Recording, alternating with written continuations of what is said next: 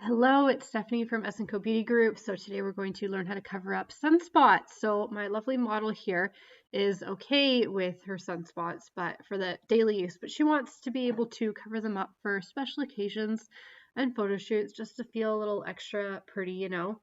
So we are going to work on covering those up. This method could work with many different types of pigmentation, but this is going to be sunspots. So we're using Sweet Leilani Cosmetics products, and we're going to start with a primer based on her skin type. And primer is really important for those that find that their foundation doesn't last all day, or it doesn't go on smoothly, or they're super oily, or they're super dry. Primer can really help with those kind of skin issues. So once we're done with that, we're going to use the Skin Cover Foundation from Sweet Leilani. And I'm going to go in and just touch up a few spots first before we get into a full face foundation. So I'm going to start with a shade that's lighter to counterbalance the darkness. And the real key with applying this product is less is more. So start with thin layers and then powder, and then move on to your next layer. If you decide to start with thick layers right off the bat, that's when you tend to get really thick and heavy caked makeup looks, and that's what we're trying to avoid here. So we go for more of a less is more approach. So we start with a little, and then powder, and then do a little bit more, and then powder, and you want to do that until the darkness has disappeared. So for this one, we probably only need the one layer of the light, and then we can move into more of her actual skin tone. And then the foundation would go on as her actual skin tone afterwards. And we're going to get to that here shortly.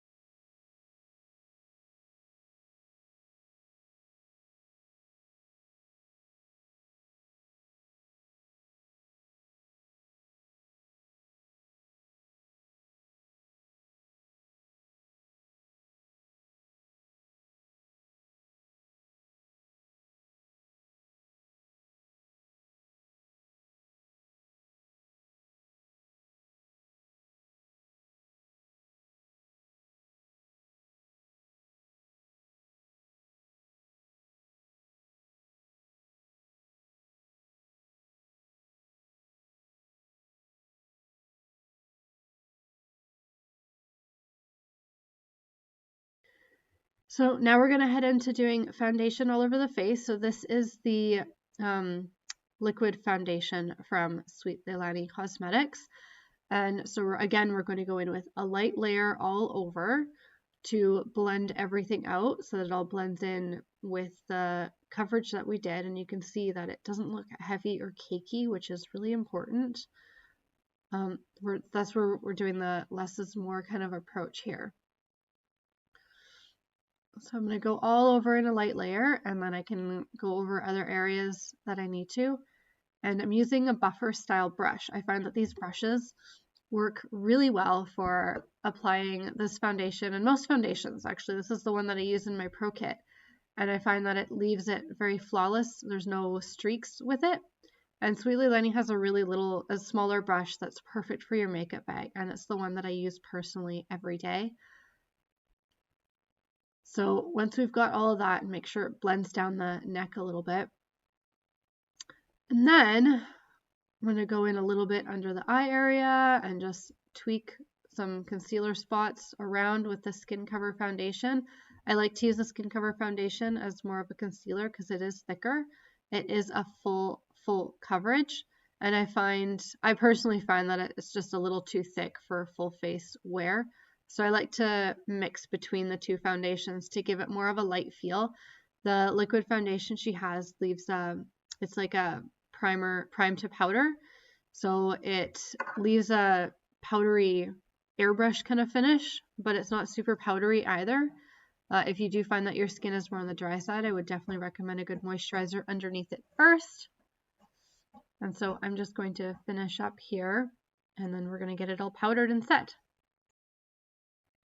So you can see here that we've got it all covered up, and it doesn't look heavy and cakey, and it doesn't feel heavy and cakey. She will agree to that. She says it feels light, surprisingly light actually, because it looks like we put a lot on, but because we do the thin layers, that really helps. And then we're going to go in and set it. So I'm using the compact powders from Sweet Leilani here. You can use any other fine milled powder that you have, but I'm going to use the Sweet Leilani one because I really, really like it.